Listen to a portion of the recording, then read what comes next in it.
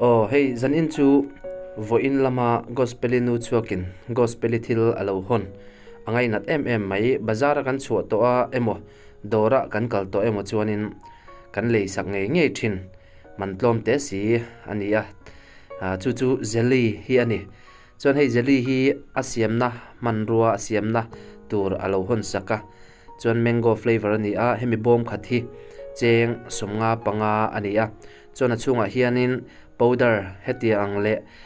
ama pek pangai kha oma chuan hemi pek a hi khami a powder a khanin poltur ani a chuan hei kan han bun chuaka hei hi uluk taka cho pola nge khatiang khanin cho fin tur ani a pahni kan pol kha ani a bom pahni pol kha ani awangin chuan chumi nuwa chuanin kan soilem hai chu khi kimi dorimon khi achom ani hemi achunga khanin a pek pocket chunga khanin alo om ani tui 500 ml vel kan han chuanga chuten chu kan han chuang so bor bora hei chuan so nuwa minute khat da dai turani a minute khat chiani chu chuanin chumi nuwa chuanin ni china kan powder pol akha kan cho pol akha khami akhanin kan leidon ani hemi powder a hian ti hianin tui kan chuan so kha kan lei anga chuanin that takin kan cho pol le don ani kumi tui le nge kan thil powder khu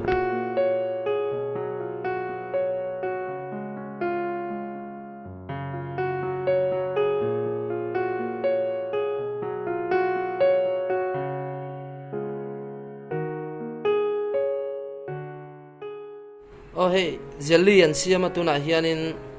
an u hianin a chok to a hey chuanin an nau khuan an lo ngak don bok ani khu khulai khu boite mino en te le no engi siama engi siam don hei hi eng bom nge chuan a chunga khan enge choma kha I thil ken kha lo chua dorimon kha lo choma lo a free gift lo va nal ve a va tha ve a chuan hei hi khoi ange da tur hemi tui hi free change khoi ange kan da don han chiar te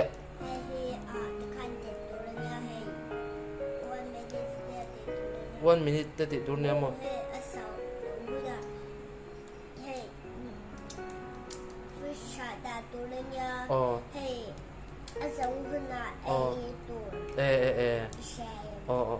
chu tiang chu ni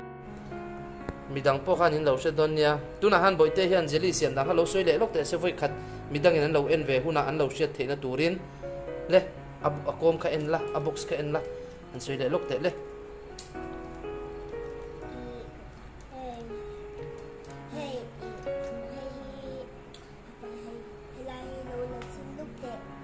kala kala kala boke an soi te le chuan le engtia chiam tur nge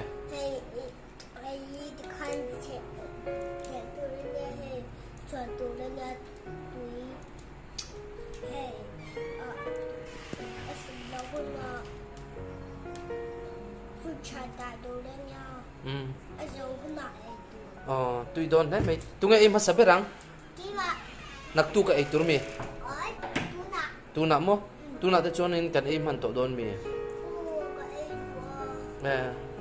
im manang em hey minute somli panga ti hian in da that tur ani a da dai tur ani a room temperature a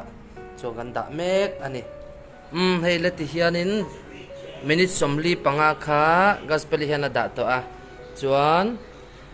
minute exam ei da to chuanin kan zai thei to don ni chu hey lo khal to a hey kan jelly kha hei te khoi po hana khal tel to ni hey khal tel to ni chu zai to nga ei thei to don ni chu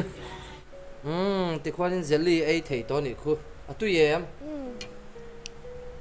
tu siam nge jelly kha apa ilo mem achunga lut achunga lut de mo mango jelly siam ni khu gospel ne kan siam a hei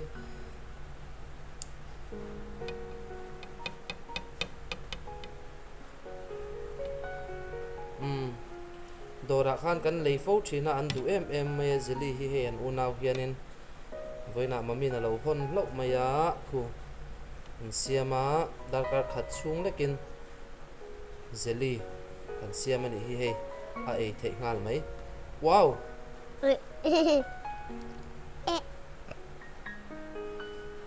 Emily pe vedo nem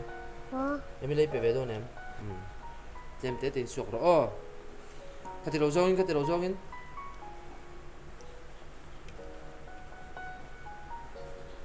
tu yem tu mo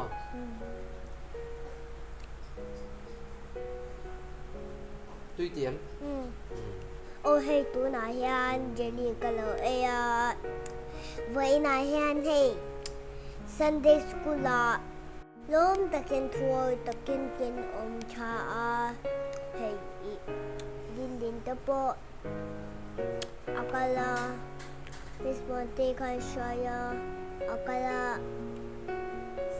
urinti akhan ng aya akata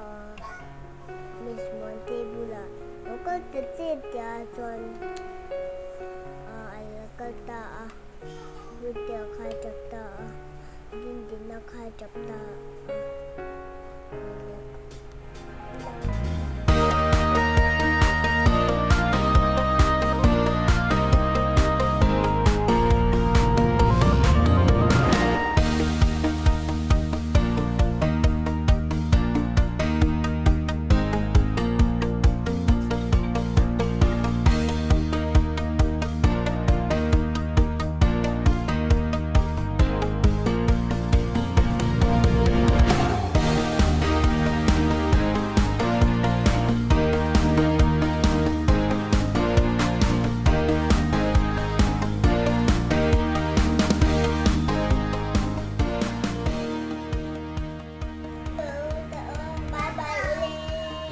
bye bye vek le